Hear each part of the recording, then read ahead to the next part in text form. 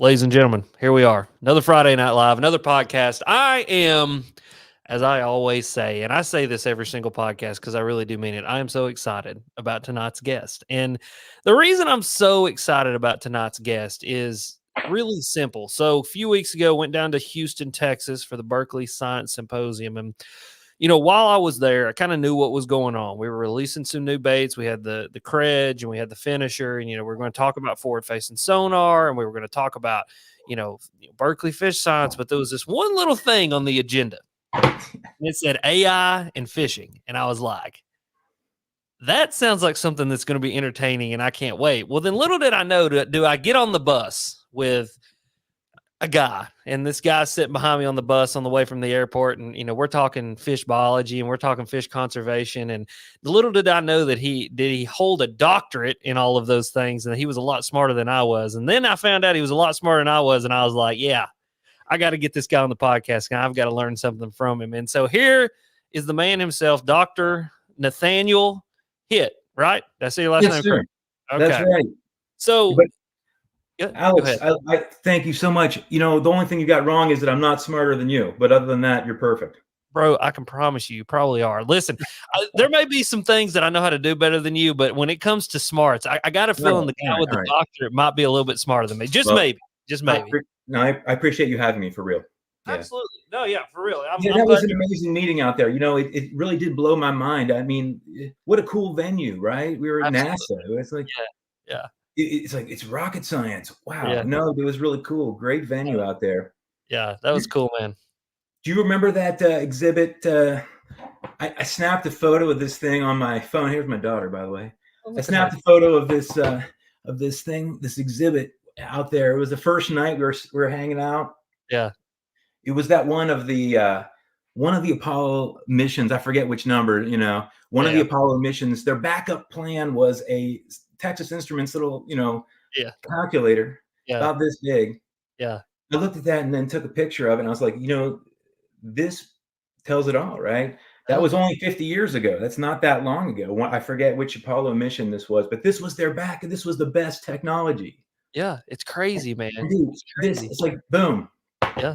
Yeah, so, it's crazy. Yeah, let's talk about it. Yeah, that's cool. Absolutely, dude. Yeah, no, it is. Dude, Houston was cool, and what was really cool, Space Center was amazing because I'm a science nerd. So a little bit about me. I don't know. We never didn't really get a chance to know each other, but a little bit about me. I used to be an educator. Used to be an elementary educator. So I was an elementary school teacher before I did content full time, and science and history were my two favorite subjects to teach, and I love to teach science, and I love to get hands on with my kids. And so when I was in the Houston Space Center, I was walking around like a kid myself because it was just I was having so much fun. And the thing that blew my mind the most was I didn't realize how big a freaking rocket was. Like, dude, we walked in that hangar with the Apollo rocket, and I was like, oh my God, this is so much bigger than I ever could imagine that it was. And then I got to thinking about it kind of like you. I'm like, we did this in 1969. Like, wait just a second. Like, that doesn't make any sense. And then I don't know if you saw it, but there was a little plaque, and it talked about from the time that the Wright brothers flew the first plane to the Apollo mission was only 70 years. And I was like, that makes no sense at all. But then you think about the leaps and bounds that we made in technology up to this point, and it's like, I can kind of see that we're now hitting an exponential. We're hitting the exponential part of the graph where it just goes skyrockets and we don't stop it. Well, that is interesting. Yeah, that is the same deal, man. I saw the same thing out there. That's amazing. Yeah, I think that's true. There's a lot of hype. It's AI hype. Well, we should talk about what we can do with AI to actually do fisheries management and conservation. Absolutely. Sure. Let's do that. Before we do that, I want to let you introduce yourself because you are I will say it, even if you won't say it about yourself, you're a very impressive human, my friend. I was reading up on some of the all your degrees and all of the projects that you've worked on and research that you've done, and you are an impressive human. So just give everybody a brief kind of explanation of who you are. Yeah. So I grew up in West Virginia. Deep roots out here. I'm doing fisheries biology. It's population, community, but we're trying to do fisheries biology that's relevant for management conservation out here in the Eastern Ecological Science Center. It's a USGS research station. It's a federal research station at the U.S. Geological Survey. So I can talk about that later on. I did my PhD work in Virginia Tech.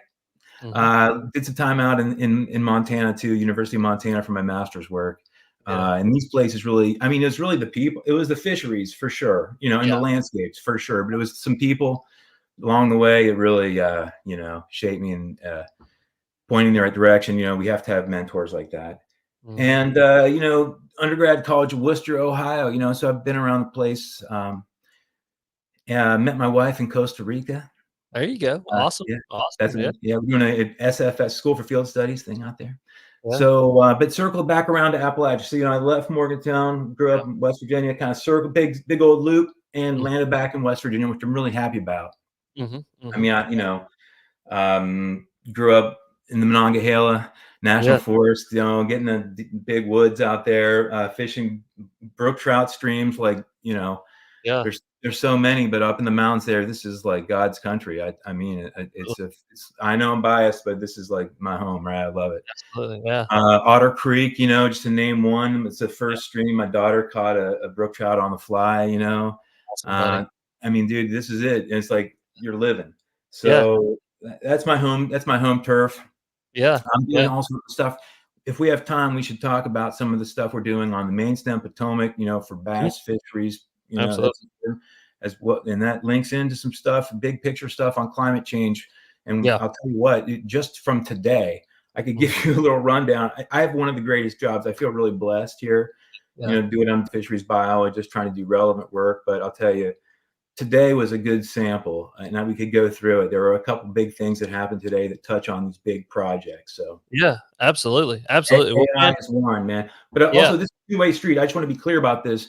For you and everybody who's listening, I mean, I need to learn from y'all. And that's one of the main themes you're going to hear from this, especially this AI business, because this is all about angler powered data. This is all about that. So yeah, absolutely. I look forward to picking your brain too, Absolutely. No, yeah, man. I love it. And that's one thing that I think why I was so attracted to, your presentation, what you were talking about. And it was not just the AI part, but it was the angler participation, because that's one thing that I'm a huge advocate of, that I believe that if we are going to make a difference as anglers in whatever category that you want to talk about, whether it's conservation, it's the ecology, it's, just, keeping the environment clean, keeping the air clean, keeping the water clean. That all starts with an individual, but that individual then has to gather people around him. And it takes a lot of like-minded people moving in a direction, moving, forward in a direction to get things done. And, in the system in which we work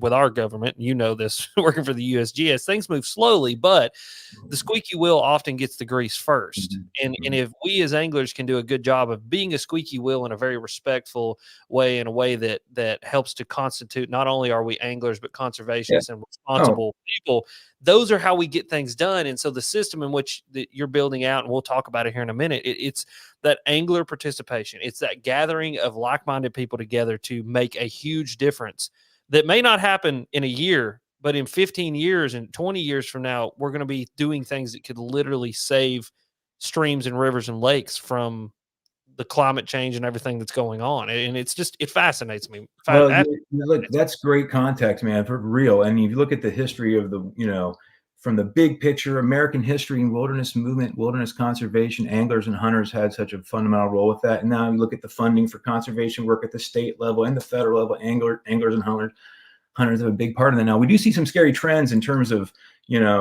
licenses in some places. And that's something else we could talk about. Absolutely. But we need to get more people out there on the water and 100%. Absolutely. So let's dive right into it. Let's kind of get into, let's just go with the climate change thing. It's kind of what's on my mind right now. It interests me very much.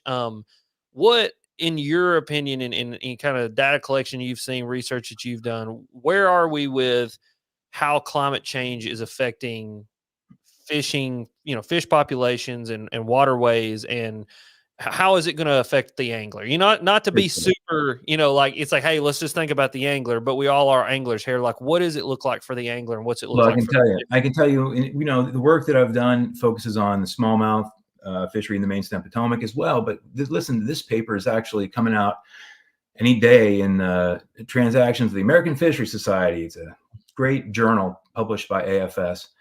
And the story is this, that in Shenandoah National Park, one of the best Blue Ridge trout, brook trout fisheries that's around, but one of the last best places in my humble opinion, we do see some disturbing trends in places. We see populations declining where temperatures are increasing. This is happening, and it's happening in our lifetimes. This is the part that really blows my mind, because we could talk about, why brook trout are worth. What's so cool about a freaking brook trout? I love rainbow trout fisheries. I love brown trout fisheries. This is great. Let's do it.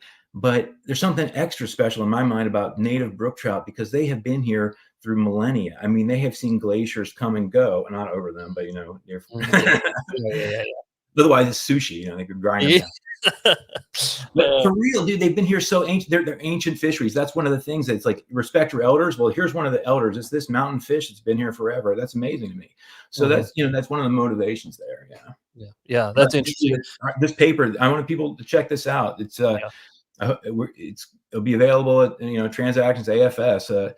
Google it. And Evan Childress with the National Park is the lead author on this. Fantastic biologist out here. They've been collecting data in the National Park, in Shenandoah National Park, for several decades. And this is the first time we've been able to look at a trend in a population in abundance, because look, these are boom bust populations. We all know this. Some years big, some years small.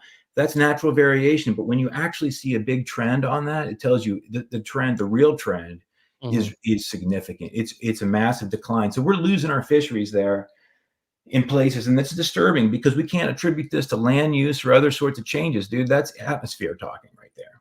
Wow. So what's the change? Like, what is the rate of change that we're seeing, as far as, like, how could we quantify this for somebody, like in a temperature range, or what are we looking at there? Yeah. So 68 Fahrenheit is a sort of, a real threshold, and 20 Celsius. That's a real threshold we look at all the time. And it just stick your thermometer in the stream. That if you see that, we know that for a brief period of time during the day, trout can deal with it if it cools down way below that at night. But that's a physiological threshold, man. The fish start getting pretty, nervous. They start putting out a lot of stress hormones at that level. They can tolerate a little, but not a lot. So we look at that as sort of a benchmark, like So to reiterate, so people understand this, because we did talk about this when I had John Hammonds on, as our fisheries biologist, about the trout. Trout don't handle warm water well. They're not a species like a bass. Like a bass is very adaptable, and it can live in a wide range of water temperatures. Trout, on the other hand, folks, like Than just said, 68 is your threshold. Anything above that, they start stroking out. They just cannot handle that. Stress hormones, they start dying. They start those kinds of things. So when you're talking about, in particular, like that paper that's coming out, like, what are the trends that we're seeing as far as trending up? Like, what were temperatures, before, and what are they now, and where do we think they're going? You know what I mean? Right. So, that's a big picture question. I should say that the work in Shenandoah there's a little bit more to it. Some places are stable over the 40 years that we've looked, and those are the bigger watersheds. They tend to be the larger stream systems, bigger populations. So that's a good sign. And also, there's another part of it, which is that we do see increases in some of these watersheds, and it looks like it's a signal of reduced acid coming from the atmosphere. The acid deposition seems to be getting better, because we see rebounds in places that are not buffered. In other words, like places that can't handle a lot of acid getting dumped in from from smokestacks and stuff. And so it looks like there's some good news there. We do see rebounds in some places, but the big picture for anglers is that the brook trout streams in the last best places are decreasing, and it's happening. We're seeing losses of fish in places that we need to understand. And in fact, we need to be monitoring these things closely, because right now, I'm not worried about some of these streams, because I think it looks stable, but I'm worried about others. What makes me worried about the places I think that are most vulnerable, and our work does show this, is that places that have little groundwater coming in, they're very kind of sensitive to air temperature. We we can do stuff with temperature data that, you know, basically helps us understand which places are sensitive to air temperature and which places are resilient. And the places that are, you know, very sensitive to air temperature are a concern. I'll be honest. I mean, we've seen losses of brook trout in places like Catoctin Mountain Park, in places in Maryland that are blue ribbon fisheries. But in our lifetime, we've seen those losses. Now, I don't want to be all doom and gloom about it, because there are other signs of optimism. And you know, we see great brown trout fisheries in Maryland, and those are stable. And we also see expansions, opportunities for expanding those, working with landowners, you know, to do, you know, pond work and, like, you know, all that nitty gritty stuff. I mean, groups like Trout Unlimited out there on the land doing great work, and we're trying to help them, you know, get oriented and do the right stuff. Yeah, that's interesting. That's very interesting. Yeah, and it's one thing I find. I think so.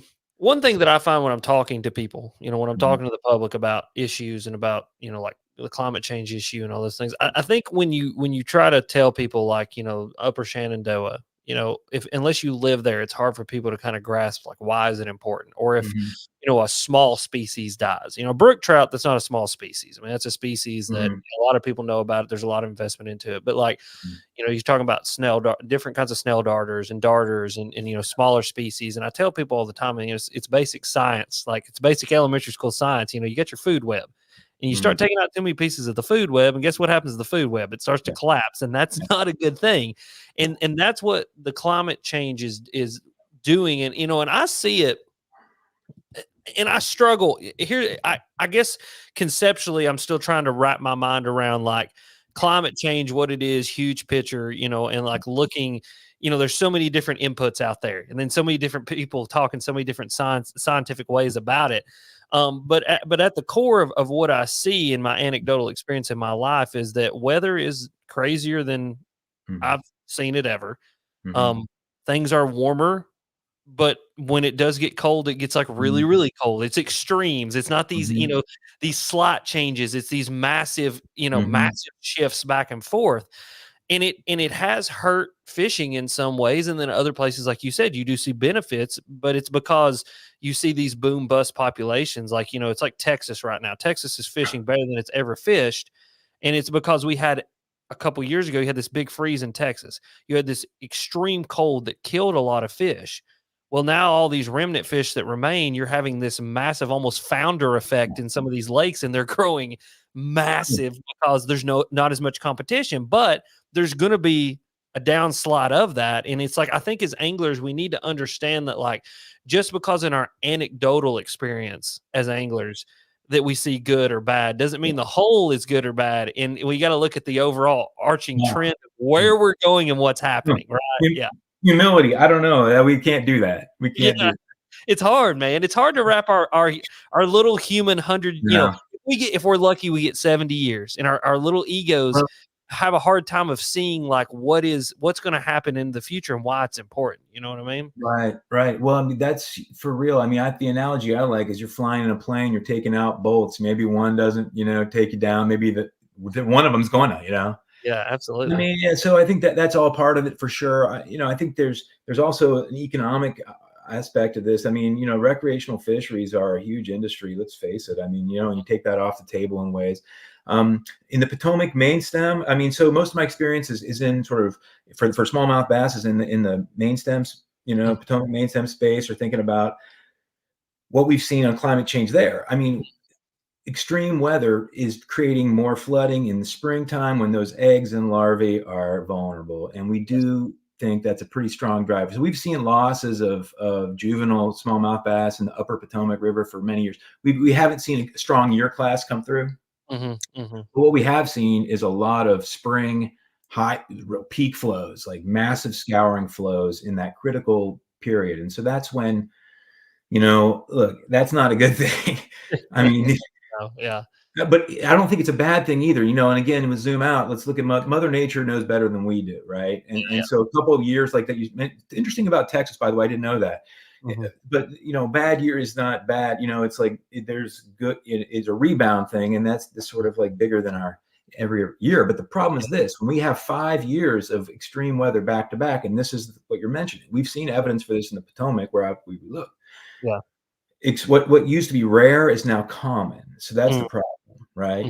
Rare events are becoming more common. We see this. USGS, of course, has the flow gauge network, fantastic, gauging of river levels, and there's evidence for increasing variation. So it's like, and this has implications for fisheries too, man. 100%. Like, you can think about it this way: we see evidence for this again in the Upper Potomac. There's some fish that capitalize on live fast, die young, right? These are the opportunistic strategies. People call them weedy, whatever. Yeah. These little guys that can produce like a clutch of fish and like boom, boom, boom. If some disturbance comes through, big deal. They keep going. Yeah. Other fish, and then this includes smallmouth, and also some of the catfish that are more like few eggs, big eggs, that, parental care, those guys they rely on stable conditions, right? Yeah, absolutely. So it's interesting, yeah. But we do see booming populations of some of these native fishes in the Potomac that only make it when there's more extreme weather, when there's more extreme flows. They're doing great. So it's not like a wipeout for fisheries. The question is it a wipeout for the stuff we care about? Yeah. And I think, again, anecdotal to me, one thing we see living in East Tennessee, living in the Southeast, TVA system of dams and lakes and rivers and things like that. TVA was established for a couple of reasons. First reason was flood control. Second reason was electricity production, so that we could do the Manhattan Project over here in Oak Ridge and all the different things that we did, right? Yeah. And in that, one thing that I've noticed is obviously the system's set up to remediate flooding. More now than ever before have I ever seen. We have to drop the lakes lower than ever. And it's because we're getting so much more rain and flooding in the winter. I mean, right now it is piss pouring the rain at the house, and we've got a massive amount of influx of rain, and there's flooding that happened. Saw in Gatlinburg, it floods like that, the big flood that they had, things like that. And so I think, like you said, I think it's not going to be the small variations. It's going to be when it becomes more extreme that we see a bigger issue. And I think some of these lakes around here and some of these rivers are hurting because of that. It's an extreme amount of water that's flowing through there. It's displacing habitat. It's displacing food for these fish. I mean, and at the basis of everything, a bass in particular, has to have food, and then it worries about where it's going to live. As long as the food's there, then they'll find somewhere to live. And the thing is when you take both of those things away, you see decline in bass population, decline of bass living in certain areas, and those kinds of things. But one thing I do want to ask you is, when you look at like the Potomac or any river system, how many year classes of fish have to be disturbed before we see a population level effect? Like, when do we start seeing that, or do we ever start seeing that? Is that a concern? Yeah, good question. Well, it varies by the longevity of these fish, right? So each species has its sort of, but if there's brook trout, for example, are pretty quick twitch there. I mean, they're, a 3-year-old brook trout's an old fish. Gotcha. Smallmouth, 5 or so is you get up there. But anyway, that's your kind of window. You can only handle 5 years, that kind of stuff, if you have it, depending on the adult mortality rate and all that. But that's kind of what we look at, longevity. I mean, another thing is look down at the blue cat. It's, the rapid change that's all over the landscape out here. These guys are longevity. And so, change is afoot. I mean, anywhere you look. Yeah. So, that's interesting. And it's like I almost like I'm sitting here, my brain's working, Than. You'll notice, like, if you ever go back and listen to other podcasts, when I have people on that say very interesting things to me, my brain kind of almost like has to shift gears a little bit to kind of like wrap my head around what you just said. But like, I think it's just interesting. I think it's a conversation that bass anglers and anglers all alike need to hear, and they need to be a part of, and they need to understand. Because one thing I do wonder, and if you've had any experience with this, I'd love for you to share. So one of the big issues in Tennessee, North Carolina, it's going to start creeping up your way from what I'm hearing very soon, is Alabama bass intrusion. It's a very invasive species, the Alabama spotted bass, very invasive species. One thing that the Alabama spotted bass does that even smallmouth and largemouth have trouble doing is they are even more adaptable than a smallmouth and a largemouth. Do you think that changes in overall temperature, not only in the air, but water, streams, rivers, and that in combination with these extremes, flooding, extreme warm, extreme cold, and the Alabama bass is just pervasiveness, their ability to adapt. Do you think that is lending almost a hand to Alabama bass being as effective as they have been in some of these fisheries? Well, I'm gonna have to punt a little bit on that because my direct experience is more in a different system, but it's Yeah, analogous to this. yeah. I mean, here's how I'd approach the problem is that there, we have some certainty about the thermal tolerance Mhm, of all these species, but mhm, those are overlapping. I mean, there's, you mhm, look at any one of these studies, and it is a range. So when mhm, people interpret like thermal tolerance of this, put some guardrails on that. And so when you do that for all those species, you start to see, well, there's more uncertainty than you thought. So, the way I'd approach it is to try to do some experimental work to look at thermal tolerance. I do run a experimental stream lab up here at the Kearneysville USGS lab, and we kind of do some of mhm. that kind of work. Now, I haven't done this with this cast of characters though.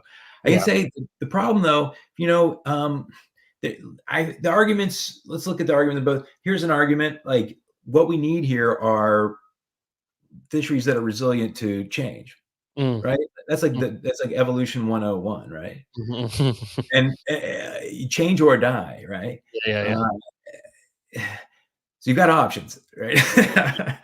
Yeah. So I mean, this is one way to look at it. But now, the heritage and sort of legacy strength, like that, to me is something that's takes priority in certain cases. Now, this is maybe we should be thinking about, place specific Mm, strategies for such things because well, there's that. And then there's also the fact that reality is you're not going to be able to control sort of fish movement in some of mm, these main stem rivers. And we've known that every time we've tried. There are only a handful of success stories here. They're mostly failure stories when it comes to controlling big river fish movement. So yeah, then, yeah. there's that reality behind it all. Yeah, yeah. No, that's interesting. And that is one thing that I think we as anglers, there's definitely a divide and a misunderstanding is, so I'm a big proponent of let's stop Alabama bass. There's a whole other population of bass specific anglers who are a big proponent of let's move them around and put them in as many fisheries as we can because they don't understand the long-term effects of what's going to happen. They don't understand that, yes, you're going to have this again, referring back to almost a founder effect. You're going to have a massive boom in population. You have a massive growth in size. They're going to eat a lot. They're going to get very big very quickly. And yeah, you're going to catch 6, 7, 8, 10-pound spotted bass. And it's going to be really cool for a few years. And then all of a sudden you're going to go, what happened? Now they're all 12 inches. And it's like, that's the science behind it. But like you said, it's like, I think when we think about it, there's almost an ethical conundrum that we have to play with our own minds and as well as like, you know, we are a species on this earth that's been here for a long time. And we have had an effect on this earth in a way that no other species probably ever has. And so do we make the earth adapt to our changes or do we try to stop the changes that we've made to make the earth function in its natural way? And so it's like you got to ask yourself these weird Alex, questions of, I didn't know we were going this deep. This is fantastic. yeah, dude. So I you got to mean, yeah, you got to ask this is yourself, do we stock the fish that are going to last through our change or do we try to stop the change and try to preserve what we have? And for me, and I think for you and for a lot of anglers, it's like, man, I want to keep what we've got because what we've got's really badass. It's like a brook trout. Like you said, this is a species that is ancient, and I mean, it's been here yes. long before we got here. And I mean, there's almost a reverence you have to have for that. And I just think some people don't have the reverence. And I think a lot of it just has to do with a well, look, short-sighted ignorance. But okay, so I think this is important. We're not going to stop trying to preserve mountain brook trout no matter what. Like that's what we're going to keep. So it's not either or, right? We do yeah, both, yeah, and it's there are a lot of challenges. I mean, my hat's off to what the state DNR biologists are doing up and down the Appalachians on this stuff. Really, it's absolutely. impressive. It's fascinating. It's fascinating. Yeah, and not just the DNR guys. I mean, it's like there's a whole infrastructure of people out there on the land, actually doing this stuff. TU, big partners, and all that. Fantastic work. Yeah, Yeah. absolutely. So let's get into kind of where you're researching currently, what you're working on as far Yeah. as your AI projects, because they are absolutely fascinating. And I Well, think, I can give you an update. Yeah, this is work in progress, and this is I can give you an update. I'd appreciate your feedback on this stuff. But we do have this project we are launching. This is a little so like a look behind the curtain. We're going to launch this thing here this spring, and I'm really psyched about it. This is a huge partnership with USGS, with the nonprofit sector, with folks and all across different institutions. So we're going to be launching this thing. And we were looking forward to seeing people use it, put it to use. The name is Trout Spotter. And the idea is this: we're developing a tool anglers can use their cell phone to identify individual fish. Yep. That's it. And we're starting with trout, and we're going to start. It's not going to be the version 1.0 is going to be in a couple of places across the country. We can talk about the specifics there. But before we do that, here's the partnership, which I think is so cool, because our motivation it starts with this. Like, no, we get it. Like, no single institution, no DNR or federal or private or state, anybody could actually get the data that we need to actually have informed decisions about fisheries management and conservation. It's just not going to happen. We get there's too many places. And we're also limited by we don't have enough observations to say anything intelligent about all these places we care about. So this is our motivation to actually work with the anglers, right? I mean, this is absolutely. You guys are out there all the time, and I'm out there as well. But the question is, when I'm out, am I really contributing? I mean, it's awesome. I might take a note, but I'm not really contributing anything. Here's a way to actually contribute back to some specific objectives. So here's the big picture. Anglers take a picture of fish with their phone, and this is what we're focusing on. Obviously trout, so it's going to be based on rainbow, brown, and brook trout. This is primarily to start. And these fish go into a pipeline, and this pipeline learns that individual using some AI technology, basically like facial recognition. This stuff is everywhere. I mean, honestly, you unlock your phone, it's sort of the same math under the hood right there. Yeah. But we identify individual fish. Some old timers have been doing this. I mean, it's so cool. You see guys like, oh yeah, look, this is my brown trout circled these spots, and like this, a year later, and he's circled. Yeah. This is awesome, and I love seeing that stuff. But those are the super hardcores, and so we want to make this available to everybody. Yeah, and that's the idea. So the picture goes in, launches through a pipeline, gets a prediction, an individual ID. So there's a training section where this individual's learned through spot patterns, and then every time a new fish is captured, it's like, is that the first individual? Is that the second individual? What the angler can get from that is a deeper sense of understanding of this fishery, the resource. Yeah. We will be reporting back to anglers like, here's what the data you provided actually did for this place, right? Yeah. You can estimate abundance, movement for sure, and hopefully estimate survival rates. So all this stuff it could be a game changer, honestly. So I think there are a lot of things that are happening there. It's still obviously a work in progress. This is early, right? When this thing launches this spring, I'm going to send you the info. I'd love it if you could push it out to your crowd. Yeah, absolutely. No, yeah. So I mean, just to clear some things up for people so they kind of understand, exactly what you're dealing with. So it's going to be an application or a program. This program is going to be under the hood is an AI. And it's unlike a large language model. This is more of an image-based AI that learns images and can compare images 1 to 1 or 1 to 1,000. It's able to go through them and identify individual marks. Right. Person catches a fish, take a picture of the fish, they upload it to this application. So the AI goes, "Hey, this is a new fish," and plugs in the database. Or it goes, "Hey, I recognize this fish based off this unique spot pattern, and this is where this fish was caught before. This is who caught it, where it was caught, when it was caught," and then it compares it, takes all that kind of metadata that your phone's already storing on there anyway, and goes, "This is where it was caught again, who caught it, when it was caught," all that kind of stuff, collects all that data. And so essentially what you guys are looking to do, and again, first iteration, but it only gets better, right? Everything gets better. It's technology. We're Yep. out of the bell curve. We're exponential. I think so. Yeah, I think we're going to the moon at this point.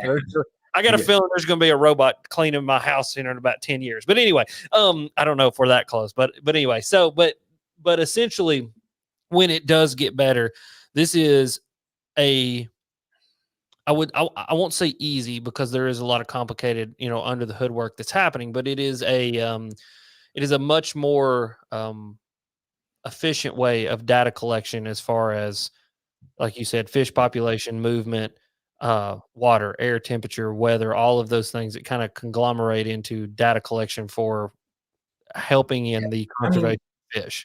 Let's face it, we could think about some of the possible applications here. I mean, one of them is, just where do my fish go? Like, what?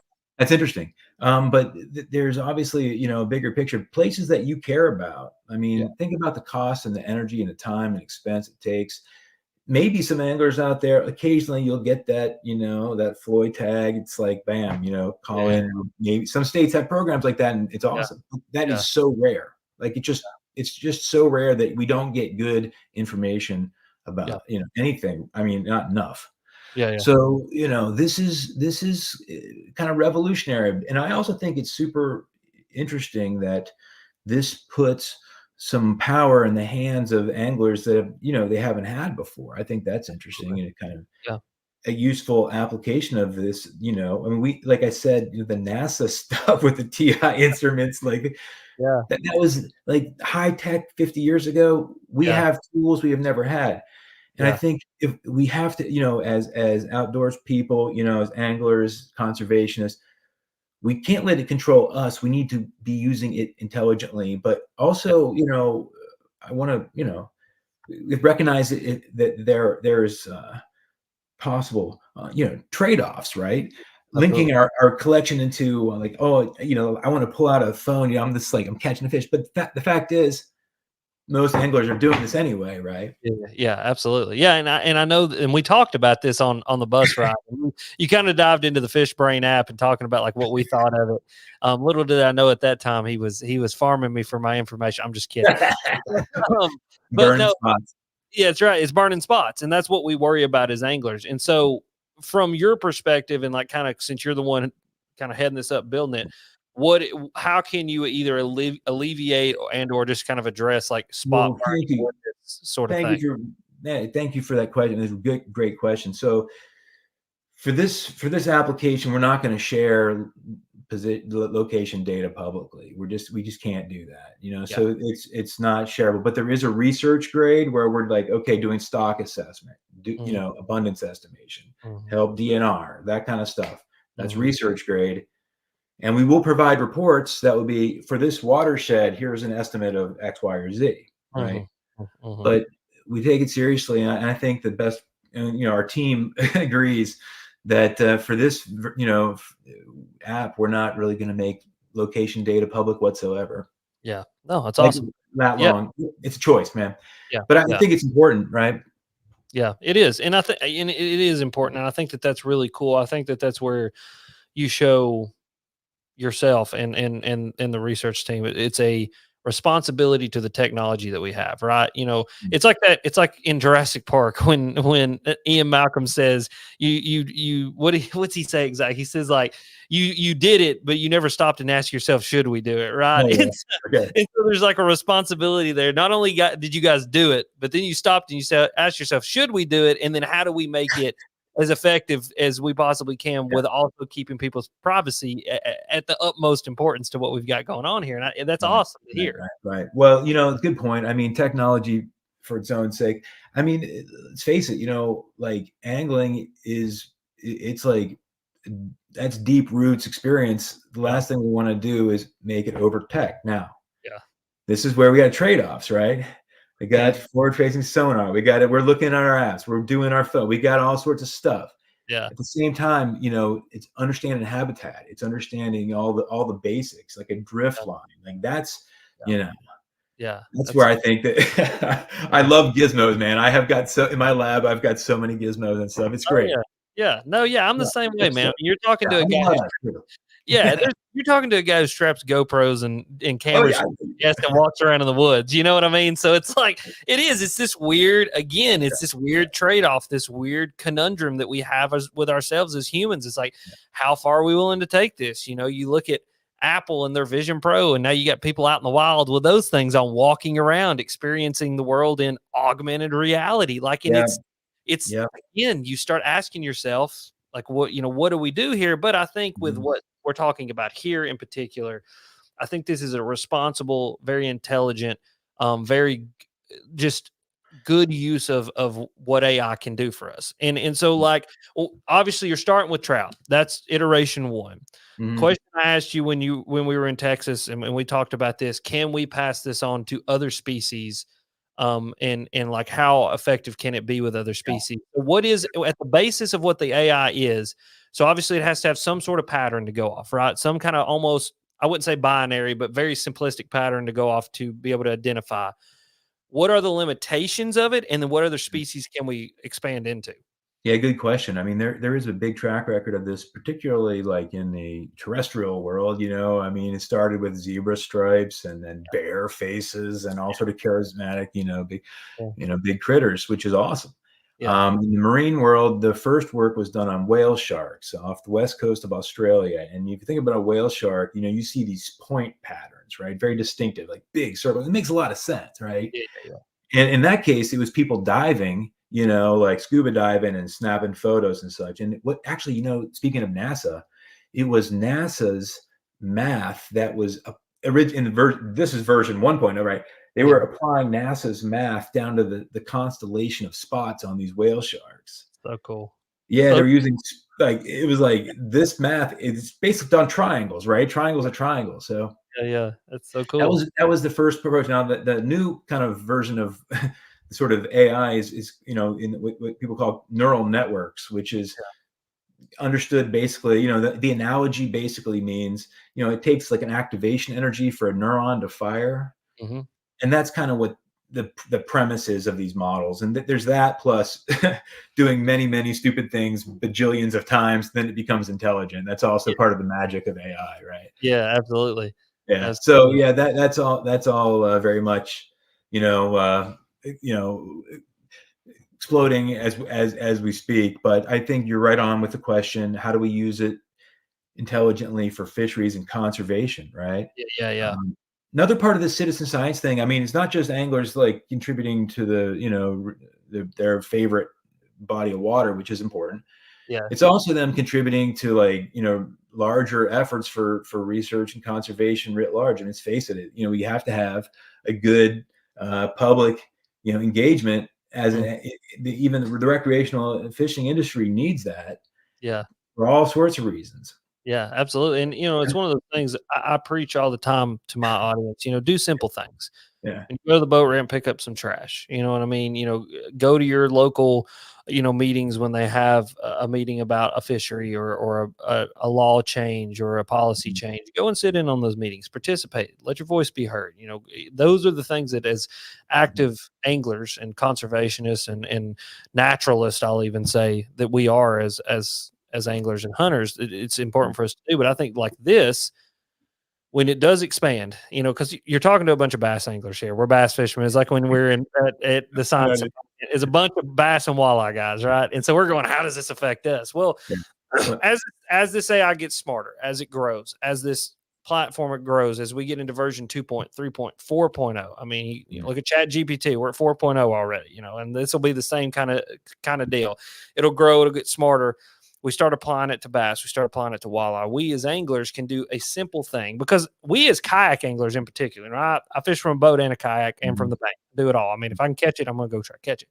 But kayak anglers in particular, and we talked about this, and I found this very fascinating. In a kayak tournament, we're already placing fish on a board to measure them and taking a photo of it anyway. There are tens of thousands, if not hundreds of thousands of photos backlogged already on TourneyX and all of these different apps that we use to submit photos to for our tournaments. Totally. And so if the AI can be, or can learn, can be tasked with and then learn patterns on smallmouth and largemouth and spotted bass, or head shapes or spots on the something, right? It's got to be, and this will be down the road, of course. This could be a humongous leap for understanding bass movement, bass behavior, bass habitat. I mean, it's all of these. I mean, things that, like you said, when we tag fish, we only get limited data. When you talk to anglers at a boat ramp, you only get limited data. I mean, like, and even anglers at a boat ramp, how many fish did you catch today? I don't know, maybe 9 or 10, maybe 9 or 15. It's like, well, man, that's not good hard data. Whereas this could be in citizen science, like you said, if you're willing to take that picture, if you're willing to do that with even 10 of the 15 fish that you catch of the day, that's 10 hard data points that could be. I'll tell you what, that's good. And I didn't answer your question. I think that we should be optimistic about smallmouth and largemouth working for this tool. For one reason, I think, is that I've been impressed with what we've seen with par marks off of salmon from Japan, a species called Masu salmon. But what was impressive to me is that simply par marks, those big ovals on the side, particularly juvenile fish, those are a thumbprint as well. And if those things give us information about individual identity, then the wavy, pigmentation on a smallmouth most likely will. I also think, for the record, I mean, look, striped bass fisheries. I mean, think about striped bass. It's almost like you're going to scan it at a grocery store, right? Yeah. It's an individual. So we're convinced now for certain brook trout, brown trout, rainbows. We've looked at, that spot pattern is individually diagnosed. That's a thumbprint, right? And so we're pretty optimistic as well about smallmouth. I think we should expect that to work. I can't say for sure because we haven't tested it, but I think we should be optimistic about that. Yeah. Well, and I mean, like you said, it's only version 1.0. And I mean, where we go from here, dude, I mean, there's no telling. I mean, the technology is only going to get crazier. And I mean, the phones are only going to get better. The resolution's only going to get better. I mean, it could get to a point with iPhone 20 and, Trout Spotter or Fish Spotter, 7.0, that there's no telling what we could do, right? I mean, there's just no telling where it goes and how it can be used. And I just want people to understand, like, where my optimism, and I think Than's optimism is like, this is truly first of its kind revolutionary tech that could change fisheries conservation forever, because it's a citizen science tagging program that has no limits. Only the battery in your phone and your willingness to take a picture is the only limit that it has. And like, if we can get people participating, we can get people understanding that this is a simple way to help conservation that's totally free, that's totally open to the public, that is totally based and driven by us as anglers participating, that this is the thing that we could truly leave our lasting stamp on fisheries conservation for forever. You can say it better than I can. Absolutely, Alex. That's right. So here's the big picture. The partnership is this: Trout Unlimited is leading the charge. We expect the website's going to be, tu.org/Trout Spotter. It's going to be the landing. We'll have all the information there, right? Yeah. Now, On Water is the app, and if folks know On Water, especially in the cold water fisheries world, On Water is going to be doing the app that you download pictures to. It's going to be a function within their app, and this is just kick ass. I mean, these guys are great. I mean, so the angler gets you can log your trips and all this stuff. We know these apps, how they work, but this will be a function within that. So that's great. Trout Unlimited and On Water just started this cool partnership, so you expect that.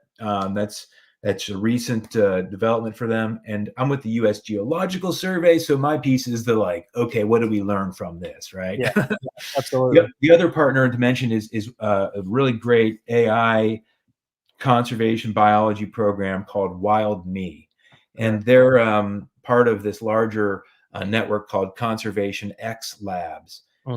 These people are fantastic because they can actually build the AI pipelines to do some of the heavy lifting. As a fish biologist, I mean, I'm talking today, for example, met with the University of Virginia Computer Science Department, thinking about AI and new development in terms of, for example, thinking about fish length from images. Wow. So the big partnership here is Trout Unlimited. It's On Water for the app part. It's the U.S. Geological Survey and Wild Me. There are a lot of people that are involved in this partnership, but I think that makes it really cool. We're going to launch this thing. It's going to be in 4 places for this first year. Now, look, we're going to invite the world to be part of it, but we're going to start this 4 places this first year. The Rapidan River in Virginia. This is the Blue Ridge. It's a great big, massive boulder system, fantastic brook trout fishery up in the Shenandoah Mountains, Blue Ridge. I mean, this is one of the best streams out there, widely loved. Rapidan TU chapters involved. Then we go to Maine, to the Rapid River in Maine, another epic brook trout fishery, but this is a much bigger river system. I mean, this is like, you're talking like 20-meter wide river type, big cold water fishery there. Then the Deerfield River in Massachusetts, a brown trout fishery with the anglers and are all on board. Deerfield TU is on board with this thing. The outfitters are on board with this. So I think we're going to see that brown trout fishery in Deerfield. And then University of Montana State University, going to be doing some work in the southwest rivers of Montana. So it's going to be their brown trout, rainbow trout fishery. So people are going to be participating from each of these regions. And then through these core groups are going to go out, catch some fish. We're going to see how this thing works. And then I'm going to keep you posted, because look, this could be just a game changer. It's disruptive technology, Alex, because it could be, we could make it practically free to do things that we need to do everywhere otherwise would be impossible.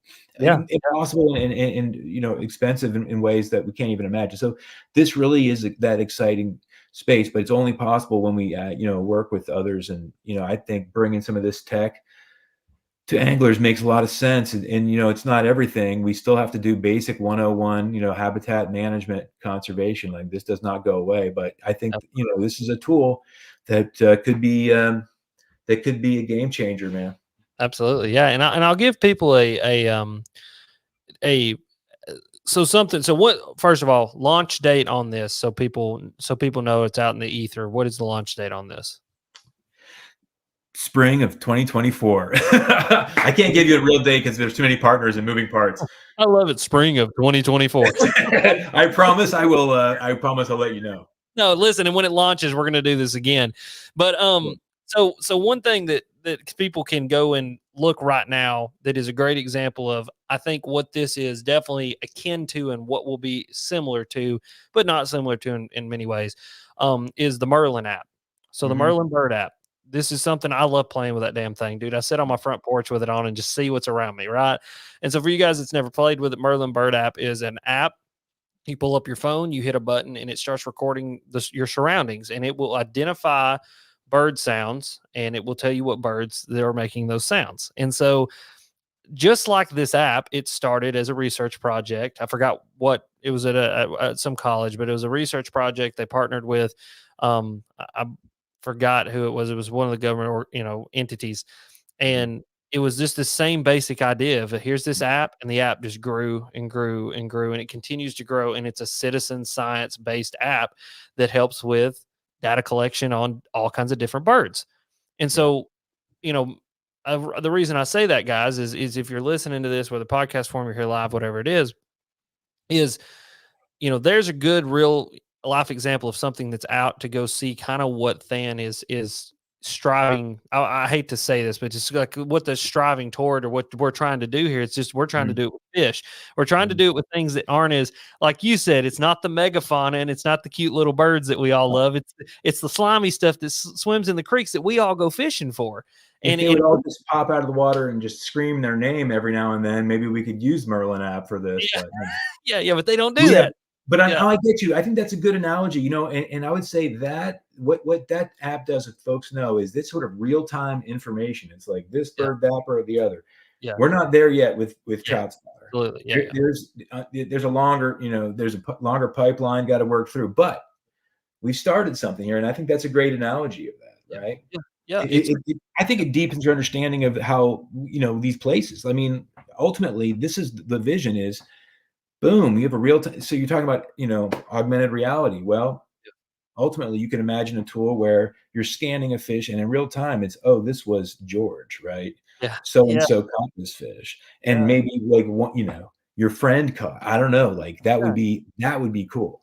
So like that's the ultimate vision. But I'm telling you, the architecture, we're developing it now, and math has been developed. It's a big team. There's a lot of people going, and working on this stuff. But I think it's a really exciting team, and what we hope to contribute from USGS is let's actually start like doing stock assessment. Let's actually start doing stuff that we could never otherwise do. People are asking for it, but places like the Potomac River fishery for smallmouth, there's an opportunity there.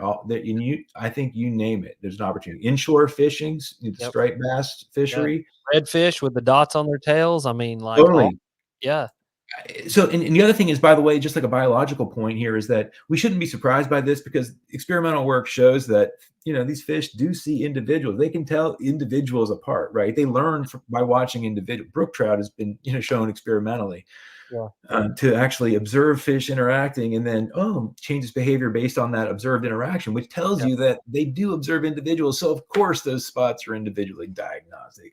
Every time we think we're doing something smart, Mother Nature's already done it. That's one of the coolest things about these fisheries, is like the ancient history of it. Like, come on, But it's fun to work on this stuff, and so there's obviously a long way to go. But this is a framework. And I appreciate your interest and stuff in this. I do. We'll follow up as this moves forward. Absolutely. Yeah, dude. No, it's really cool, man. And I do love to see it. And I think it's just one of those things. It is understanding that, yes, we're at the beginning of it, but the beginning of something that could, like we've been saying, I mean, it could change conservation forever. I mean, it's just such a cool thing. And I'm all about getting as many people involved in the system. And like you said, no one's asking for it, but I think it's because there's an ignorance level. And I say ignorance, not stupidity, because ignorance is just a lack of knowing. It's a lack of knowledge. It's an ignorance level to understanding we need that data. That these state fishery, or these state, state agencies, and the bigger, federal level agencies, and I mean, like, all of these things, they need the data, and they're collecting it in probably some of the most efficient, rudimentary ways possible. And this is just a different gear that could help us to collect it in a more efficient way. And that's all technology is. Well, it's more than that, but at its simplest form is it's taking something that's hard to do and making it as efficient, as simple as possible. I mean, we went from the abacus to the calculator, and then we put a calculator on a phone, and now you can go, hey, Google, what's 622 divided by 4, and it'll tell you, you know what I mean? It's just this progression of the simplification and refinement of processes. And I hear you. I agree, but at the same time, angling gets us back to our roots, and we don't want to lose that. We want to stay grounded in that too, so I think both these things are happening, but it's AI is this glitzy thing, it's like, all the hype, and I think it's deserved. Every time I think that an AI model cannot predict something, I'm wrong. So I'm just like, well, So tell me a little bit. So I do have a certain level of intelligence, also a certain level of ignorance when it comes to AI. And AI fascinates me. It fascinates me, scares the shit out of me, but also fascinates me because, you hear AI, and some people, it's like the Terminator music intensifies, and they're all, Skynet's coming. And then you hear other people, and they're like, man, listen, AI ain't all it's cracked up to be. Where, the truth often lies in between two extremes, right? In your experience with what you've been doing and messing with AI, is like, where are we with the AI technology? And like, is it, it's this glitzy new word that everybody loves to use, but really at the core of what is it? What is it? Like, for people, just layman's terms, what is it? Yeah. Well, I mean, it's a disruptive new technology that has good and bad wrapped up in it, but it's rapidly changing. I mean, we can understand a lot of the, there's different jargon out there for different pieces of it, but actually a lot of it comes down to this idea of a neural network. And this is something we can actually understand. I'm simplifying here, but they're inputs and outputs. Basically, you think about inputs being, the things that you feed into a machine, like a picture or whatever, and the outputs being the things you want to predict, like, is this a cat or is this a fish or whatever? Is this individual 1 or is this individual 2? And so, the idea of neural network is basically the idea it takes a certain amount of information to fire that neuron. And so you think about a bunch of information moving through a network, and it takes a certain amount of activation energy. Well, if you run that one time, Okay, you run it 10 times, you run it 1,000 times or 1,000,000, and what you start seeing is that there's a certain pathway that predicts what you care about. And that's called training. So you're training, and that's basically, okay, it's just computer science, but yet that's the revolution in computing technology that made this. All the stuff hinges on it. So that's just kind of like a little peek under the hood there, as I understand it. But there's the interesting development in science. I think we see a revolution in science that is associated with what people call large language models. I mean, people are familiar with ChatGPT-4. All this is basically, we can understand this. This is just a model to predict the next word. Okay. So, based on all the words prior, based on the training data, what's the likelihood of this next word? Okay. But there are applications even of that for conservation, for fisheries. When we think about, we were talking about this today, actually, with colleagues at the University of Virginia, Department of Computer Science. There are applications of large language models for building better predictions for fish ID. And that's just a one example of many. Yeah, so I think that's fascinating. Another one to watch is this length and maybe weight estimates from images. So you're reporting these tournaments, like you're reporting fish on a board or fish on a scale. Well, okay, fine, that's obviously the best thing we can do right now, which is pretty darn good. But if we could get estimates of fish length without even a fish board behind it, so that you could start reporting some of these lengths with confidence, it'd be a standardized thing. That technology is being developed right now, and we can expect that from several app developers soon.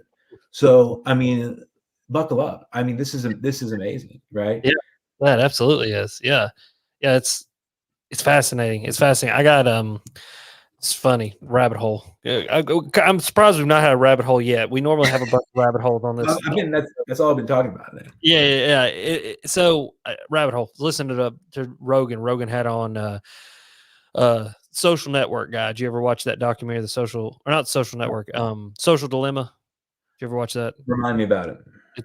It's pretty much the guy just pretty much telling everybody Facebook's evil and that Facebook feeds you what I did see that. So that same guy they got a new documentary coming out about AI, and they were just talking about like AI's capabilities and kind of what some of these bigger tech companies are working on. You know what I mean? And it was like scary in the fact that there was and again, guys, everybody listen to this. This is not. I'm not against AI. I'm not for AI. I'm a neutral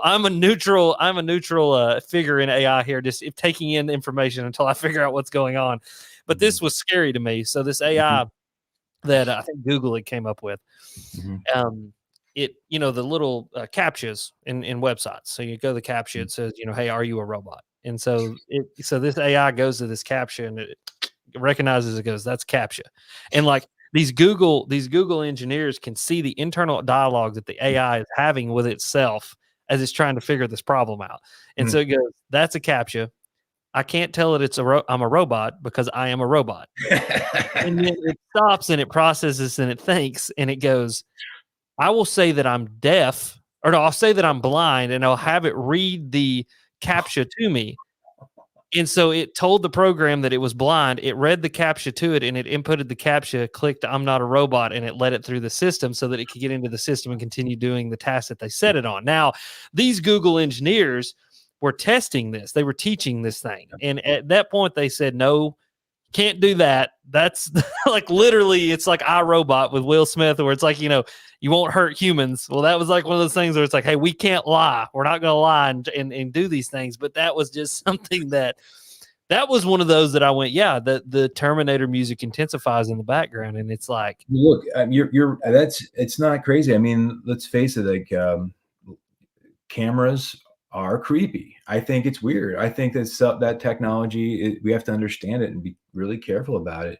Yeah. What makes the images, so you got a fish in the net, right? Hand net, boom. It's location services, which gives you a lat long. You need to be in charge of that. You need to set that when you want to set it and take it off when you want to take it off. I mean, we have to. That's only just a tip of the iceberg. I think, honestly, when we carry around these recording devices all over the place, we ought to be concerned about this. But here's one of the things, Like, why do we like? Why angling? Like, why be outdoors, people? Like, what, I think it's those getting back to your roots again. This is one of the places we have to like keep it real, and so this is a way to do that. Now, forward facing sonar. I mean, we're putting the goggles on. We got apps. We got at the same. I think we got to be just aware of that and intelligent about how we try to take the good and not the bad. I think we can be selective, but we got to be smart. And look, we got to face the fact that things are changing rapidly, and we have to lean downstream. It's my personal motto. Like, as a whitewater paddler, I love that. Lean down. You hit a rock, lean. Don't be afraid of it. Lean into it. Right. Yeah, absolutely. Yeah. So that's. I think you and I can solve this problem. All we need is like 2 more minutes, and we'll have it nailed. I mean, yeah.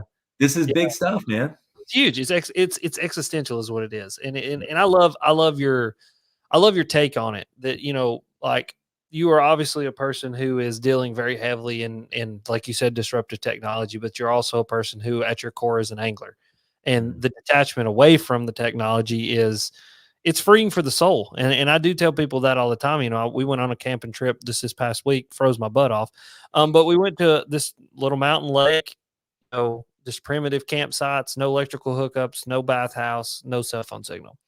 And that just detachment away from the modern world, the modern technology, it's good for the soul. It's good for the spirit. It frees you and makes you understand that, yes, technology is a beautiful thing, but it also is a very scary thing all at the same time. And that that we as people, like you said, as existential as it is, we have to make and be responsible with this thing. I mean, and that's the thing, is like, I think that's what's so fascinating about it too, is go down another rabbit hole, is like, in my lifetime, 30 years old. I don't know how old you are, Thing, but I'm 30 years old. In my lifetime, I have seen us go from bag phones to iPhones. I've seen us go from desktop computers with dial-up internet to I'm sitting talking on a MacBook Pro that has a chip in it that literally is so fast I can't even comprehend how fast it is. I'm talking to you through a podcast board that literally 10 years ago we would have had to have a whole damn radio setup, analog setup, to do exactly what this thing does now digitally. And it's like, I think where we are struggling with this is the exponential, almost existential thing that we are. It's like, we're trying to figure it out as fast as it's faster than we can figure it out. It's moving that fast. You know what I mean? Well, that's a good point, but I'll tell you the other, point of view, from the work literally we were doing today in this paper that's coming out in AFS. Yeah. Things are changing fast out there too. I mean, our rivers are changing. Fisheries are changing. We see it. I mean, that blows my mind. I mean, the fact is, you think about like the glacier 35,000 years ago, like big old glacier park, sitting north of Baltimore, throughout Pennsylvania, there refrigerated this whole region. That's nothing compared to the bigger picture. But we do see changes in the last 40 years. Like, our data sets are limited, but we still see that. Blows my mind. Decreasing brook trout numbers in some streams. That is like, heads up, people.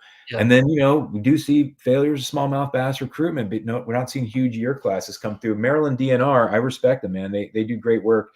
They had to go to a supplemental stocking for smallmouth in the Potomac mainstem. That was the first time they've ever had to do such a thing. Wow. And so I think we got to have strong year classes come through. We got to pay attention. Why? I think flows are a big part of that. There's more to the story, but the extreme weather. Well, so that's huge. That's huge.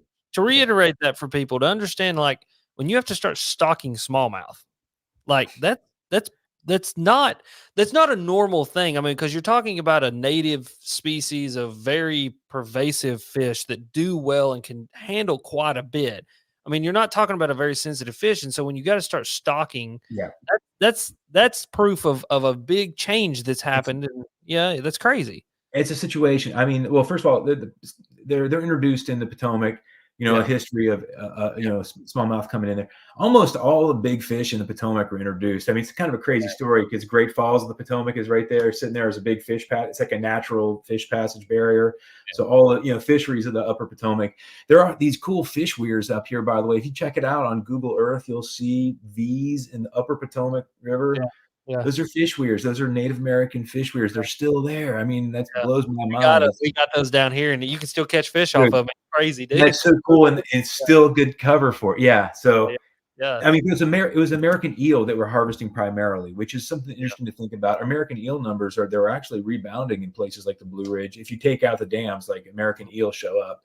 I've been snorkeling in the Potomac. I love doing this. We, just like go diving. I've got a little sea scooter that's like remote. I like grab it, dive down, and get under these big boulders and habitat and stuff, and just hang out. And you're like, oh, flathead catfish, like huge channel cat. It's awesome. Yeah. But recently saw an American eel. This thing was like a yard long. It was in this big woody, cover. Just kick ass, man. That was amazing. A huge American eel had come up all the way over as a juvenile, ascended Great Falls, got up into the river. Boom, as a female. She probably spent 20 years up there. Yeah. That's the coolest. Yeah, it is, dude. And that is a cool experience. I have that here. So there's a creek not too far from my house, and I've talked to many a biologist about this, and it still blows their mind, still blows my mind. But this lake or this creek, not even 2 minutes from my house, so Larry could walk to it, right? It is full of muskies and largemouth and smallmouth, but muskies in particular. The muskies that are in this creek, and mind you, when I say creek, I'm talking average depth of 2.5 to 3 feet, maybe 15 yards wide at its widest point. Right. The muskie that were in there, the only way that they could have got there is they were stocked in the lake that is 18 miles down creek. And these muskie have moved not only up near my house, but on up like miles and miles, tens and tens, 20s of miles up the creek. And it's that same kind of thing that, like, I went and fished that creek, put a kayak in there. I'm paddling up, throw a buzzbait on the bank and clack it about twice, and about a 30-inch muskie eats it. And I go, it's the same thing. You're like, dude, that's badass. Like, where did that come from? Dude, that's awesome. How did you get here? Dude, that's the part of like angling that I love. It's awesome. Oh yeah. Well, I mean, so once again, those marks, they've got to be individually diagnostic. You could tell a story with that, and you could get there with a photo. I mean, that's where we're going. You can get there, but I mean, these big migratory fish too. That's very interesting. Muskie in the Potomac is the big concern. There is that summer thermal refuge. I mean, it gets pretty spicy on the Potomac main stem, and so they're sniffing out cold water, and there are just a couple places. I mean, they're trib junctions, but they're also like groundwater seeps, right? So actually should mention this big focus of our lab work is looking at that groundwater, surface water interaction. Like that creates cold water for trout and for muskie and everything. Yeah. That's the precious stuff. So anyway, we're trying to like predict out where those spots are. It's not just as simple as trib junctions. We're interested in that and doing some things like dragging temperature gauges with kayaks downstream and just like having a GPS on the top and then dragging these things. One's on the bottom, one's on the top. And so the difference between the temperature on that, the one dragged to the water column and the other one banged across the bottom. Yeah. That gives us real information about, like, hey, man, the thermal refuge. This is musky, sweet stuff. So explain ground. Explain. So I understand what groundwater is. I understand where groundwater comes from. I get that.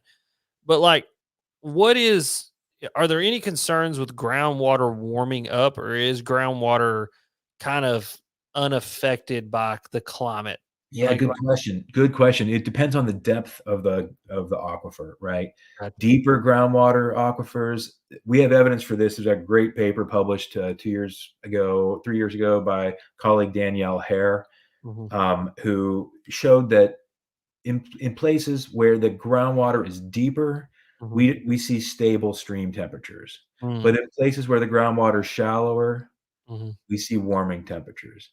So we think that makes a lot of sense. And it's basically, think about a big chunk of bedrock and then, put smaller rocks on top of it. If water can't get through that bedrock layer, so we're looking at everything kind of in the recharge zone for streams, right? So the deeper that aquifer, the more resilient. And think about it, it's like a refrigeration unit, right? All that rock contact. Yeah. But like you point out, I mean, groundwater temperature does vary with, mean annual air temperature. It usually kind of tracks mean annual air temperature. But Yeah. the deeper, the better. I mean, this is the magic stuff for when we're trying to predict out like where will be the last, native brook trout fisheries in Appalachia, for example. Yeah. We look for places that are, sourced by deep groundwater. It's not just spring creeks, but I'll tell you what one of the surprises is that some of these low elevation spring creeks can actually be what we anticipate being some of the last cold places. Challenge there, of course, is that the habitat's hammered. So you have that. But, so big picture. There's definitely, groundwater is sort of, it's hard to understand it in a way because you just see a stream like running. But I'll tell you, when you do dive testing work and other tracer work, we see evidence of this, that you can have a full swap. The ground, that water can drop all the way into the aquifer, into the shallow aquifer, the shallow groundwater, and then it can come up and swap entirely with the water in the stream, and that can happen over like 100 feet of stream. I mean, there can be massive exchange of groundwater and surface water. So the stuff under your feet, you're walking through a stream, the stuff that's happening under that rock layer can be super important. And also is important for where streams go dry, right? Yeah. We see places like a southwest chunk of Shenandoah National Park where we this last summer, man, it was, as you know, we saw epic drought, and that affected fisheries for sure. It affected the smallmouth fisheries. Shenandoah was actually, they closed their fisheries because of some of the epic drought and dewatering. The streams that went dry, though, were the streams, the really shallow aquifer, that there was only a yard down until they hit like a bedrock layer. So very thin, and those things went dry, and they also tend to be more sensitive to air temperature. So that's a recipe for climate, for a place that's going to be hit pretty hard by climate change. The other stuff, we saw streams were relatively cold. They were connected, even in our drought condition. And so, we're trying to learn from this stuff, right, to make some predictions for across the mountain range. But we've done a lot of detailed stuff in the Shenandoah National Park, Catoctin Mountain Park, up and down. Worked with the Forest Service a lot in the Monongahela. Just a lot of great partners out there. Yeah, that's interesting. So when you say, I had a little bit of it. I'll be honest. When you said, this is a very passing phrase, but it kind of scared the shit out of me, to be honest with you. When you predict where will be the last brook trout stream, what are the predictions? Like, what are the predictions? Like what is the, when's it going to happen? So, we've had 4 major extinctions in the history of Earth, right? And like we're rolling up on the 5th one. When's the 5th one going to happen? They're saying people that work on biological diversity point out that that's happening right now, right? I mean, that's another thing about the Southern Appalachian streams and rivers. I mean, you're from the South. It's like we live in one. If you look at a map of the global biodiversity, like where are all the species on Earth, you see, rainforest, but you also see Southern Appalachians pop out. And it pops out, as you know, because the rivers and streams. I mean, it really is something special. And I think that the best the best work is where we align conservation strategy and angler, like improving fisheries for anglers, and do these things and like invest in conservation. And honestly, I think the debates that you could imagine, like, okay, you got Trout Unlimited here and you got Bass Masters over here, they're just gonna duke it out, but the fact is, like, that's this and everybody else is way over, you know what I'm saying? Like, but anyway, I think it's funny. I think the main thing is people that are focused on conservation and actually being outside and experiencing nature. That's the big picture. It's just interesting to me. Like, I don't know. I mean, it's an existential kind of question that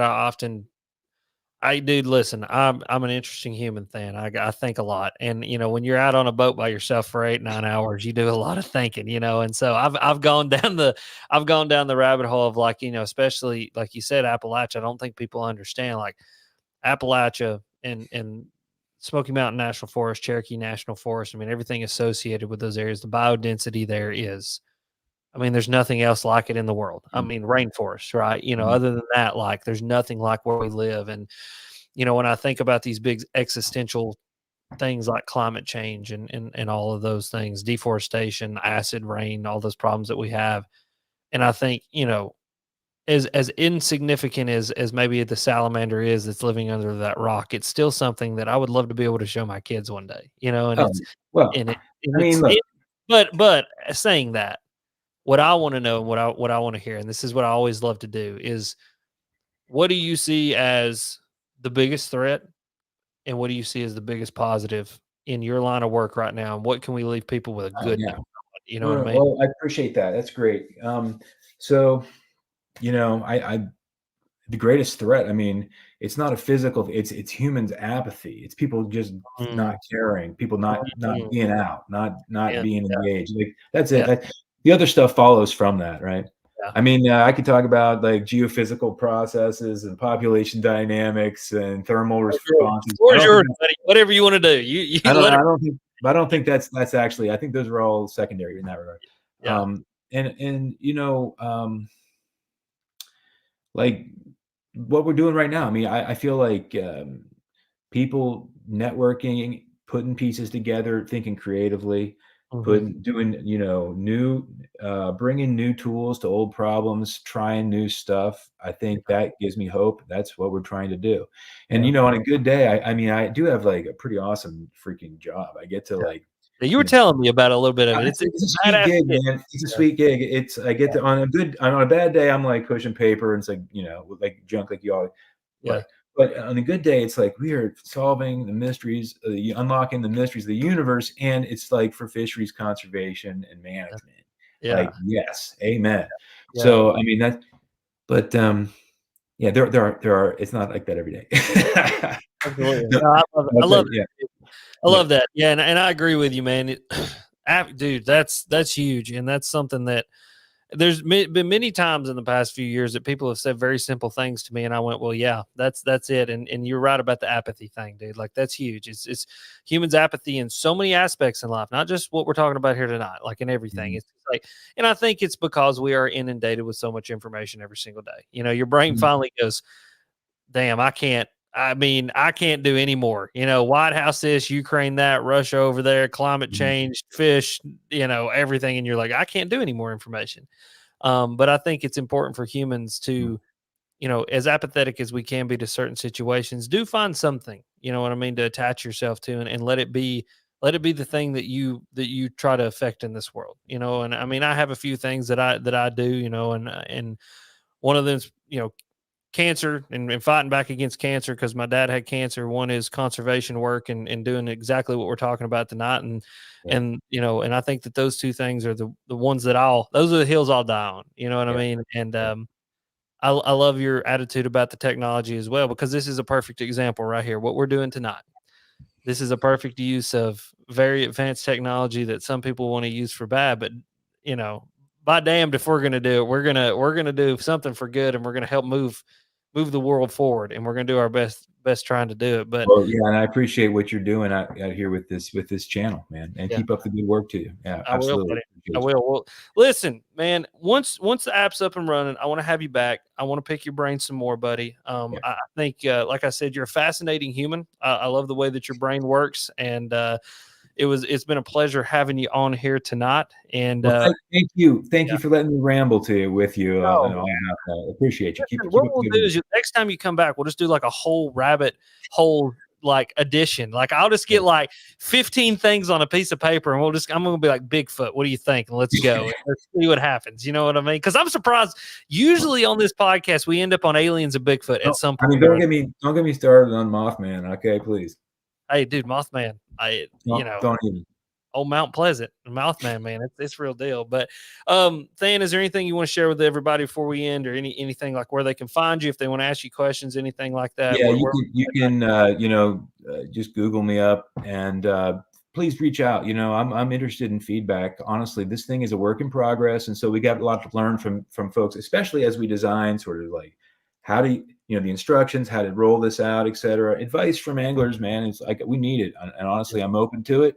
So, look me up. You'll find my contact info. Absolutely. Absolutely. All right. Well, ladies and gentlemen, Dr. Nathaniel Hitt, really awesome dude. Enjoyed having him on. As always, you guys are sweet, and we will talk to y'all next week.